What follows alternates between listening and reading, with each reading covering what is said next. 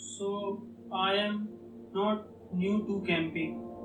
I've gone on a few trips with my friends, some near rivers, some in hills, one even in the snow desert. But this one shocked me.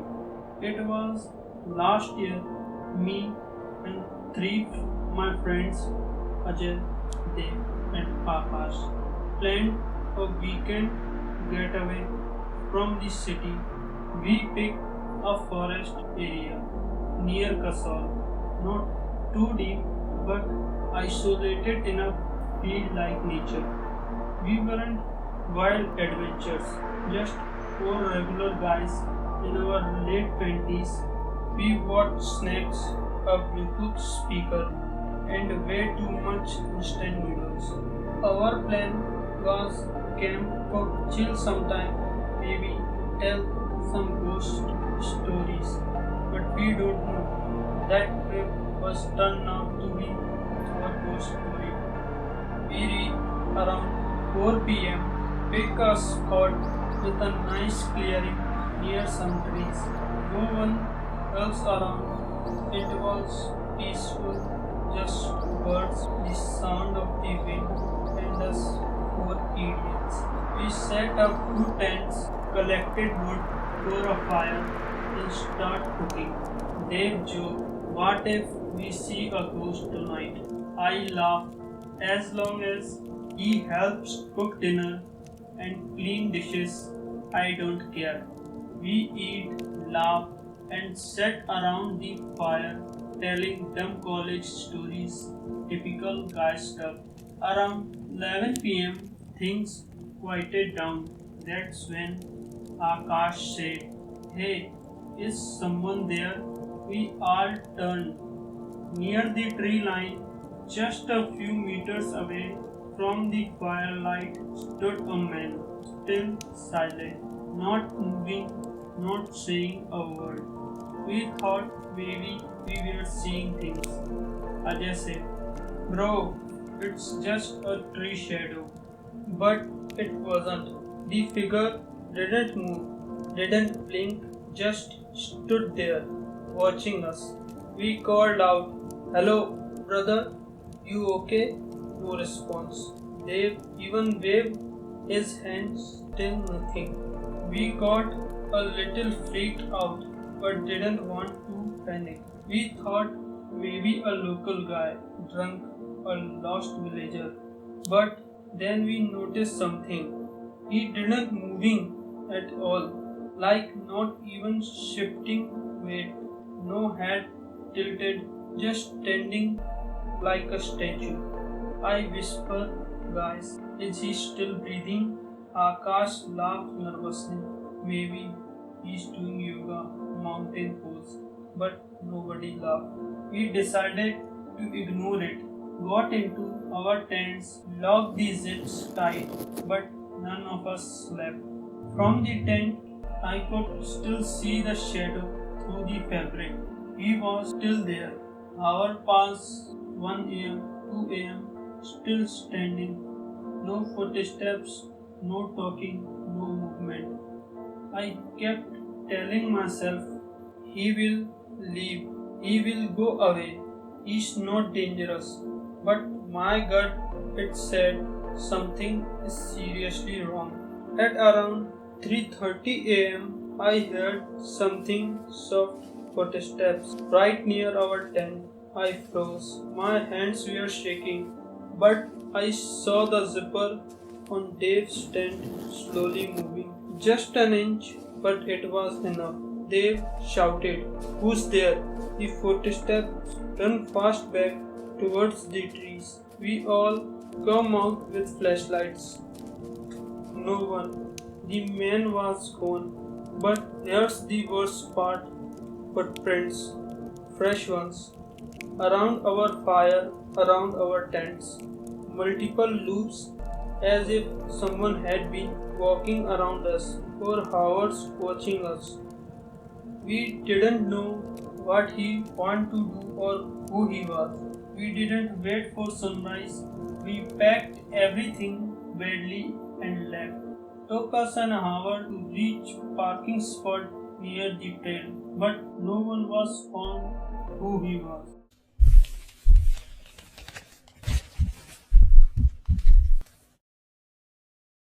So here's the thing. I hate being late, but my friend Ravi, he's the king of chill bro. We got time. That's how we ended up in this mess. It was last October. We were coming back from a wedding in a small town called Rampur. It was me, Ravi, his cousin Shilpa, and my best friend Ritu. We were supposed to catch the last bus back to Dehradun, but thanks to Ravi, just 5 more minutes attitude, we missed it. Now we had two options.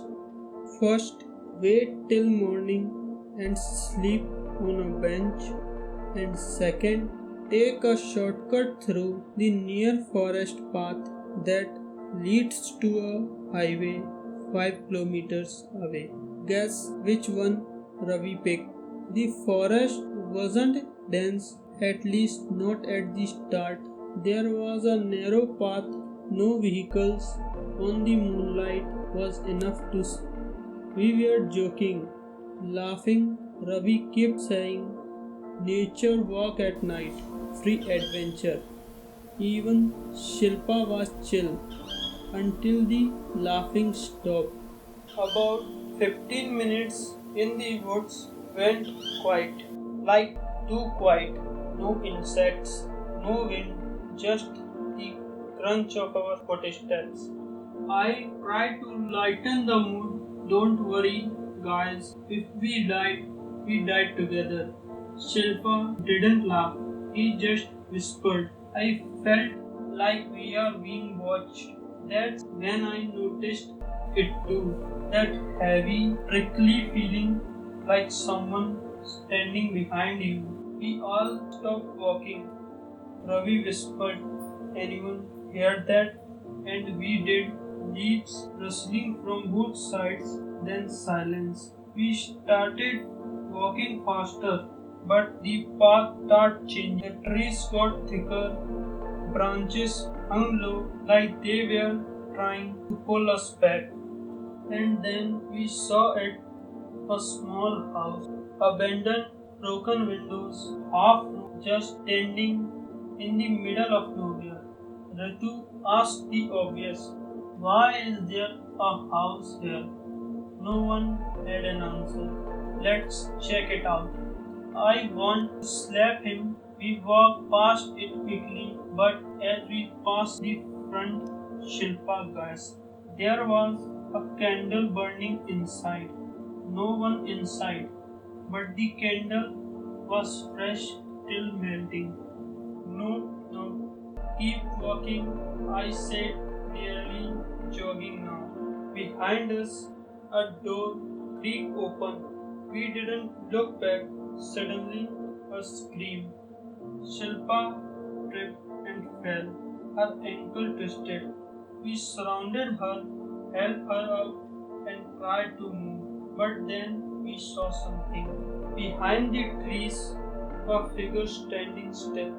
White cloth, no face, just dark where eyes should be. It wasn't moving. I shined my phone light at it. Nothing. It was gone. Then boom. Something hit a tree. Right next to us was a rock. Then another and another. We were being chased by something or someone we couldn't even see.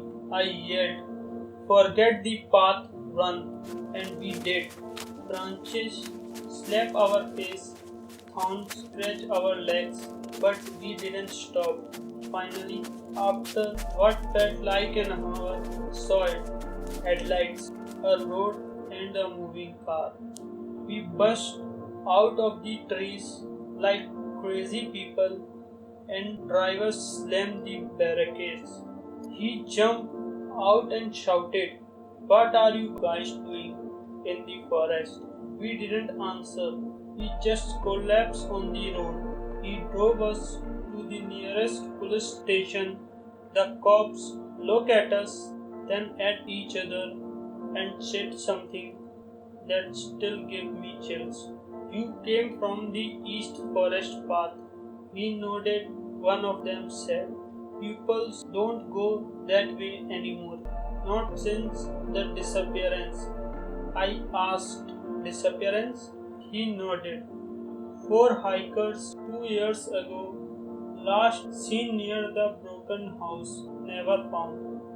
We never talk much about that night again. Shilpa's ankle healed. Ravi never suggested shortcuts, and I learned that if a road goes around the forest, take it, even if longer, because that shortcut, it wasn't short, and it definitely wasn't safe.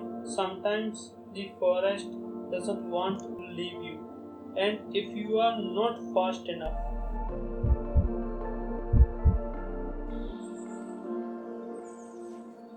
I am not outdoor guy who go around hills or parks for fun, but I like nature from my window. But my best friend Varun love hiking. He's a big hiker. He's always like, "Bro, touch some grass, breathe some fresh air." So last month he take me into a weekend hiking in a small forest near Rishikesh.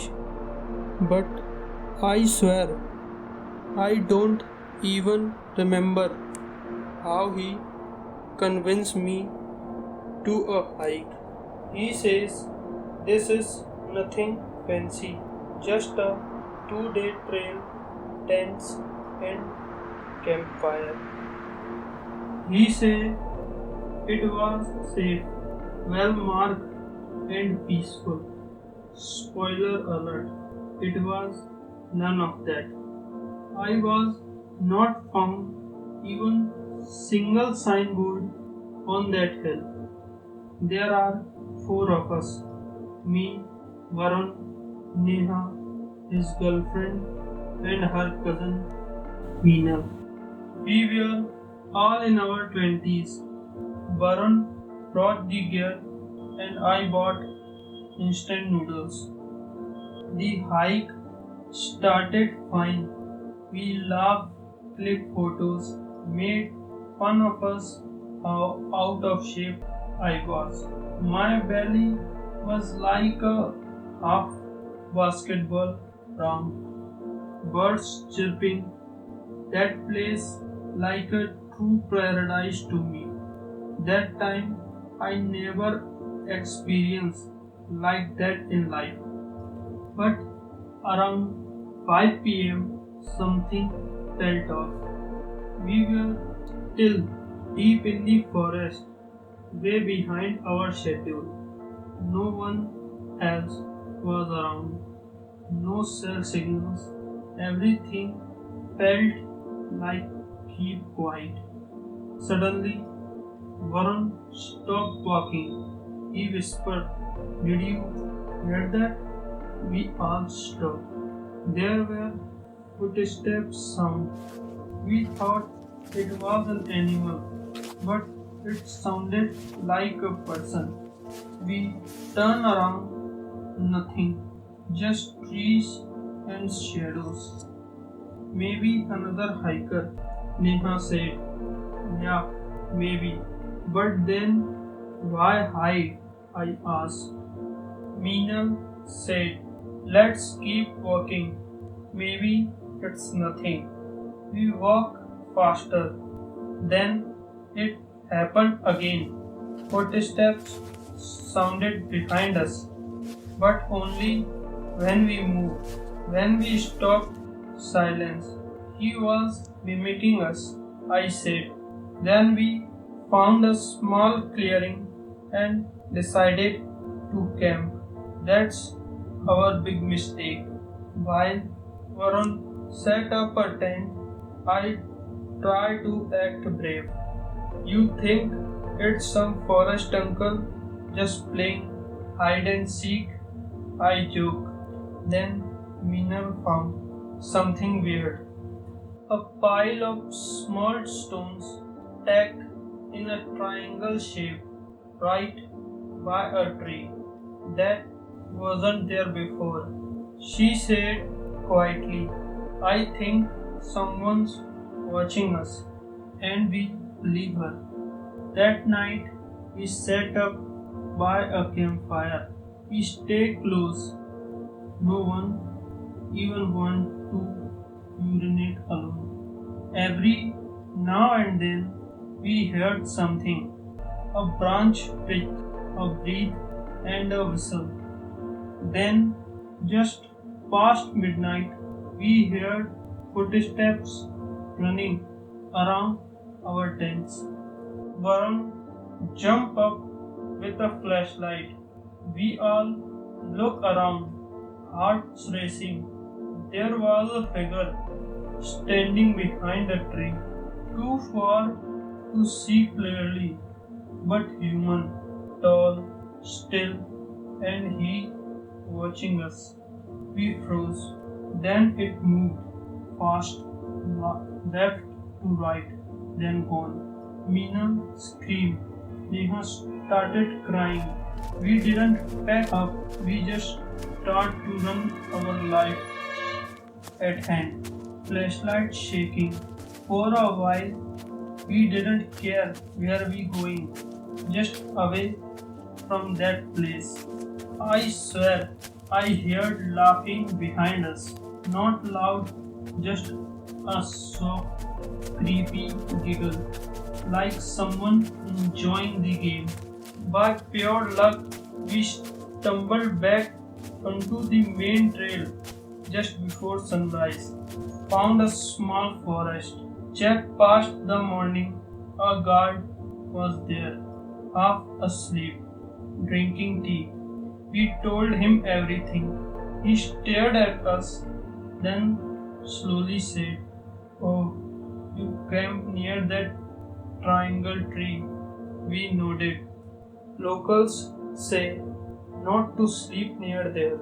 Weird things happen. He sipped his tea again and added, People have seen someone white walking just outside their tent at night. Thanks for heads up, uncle, I said.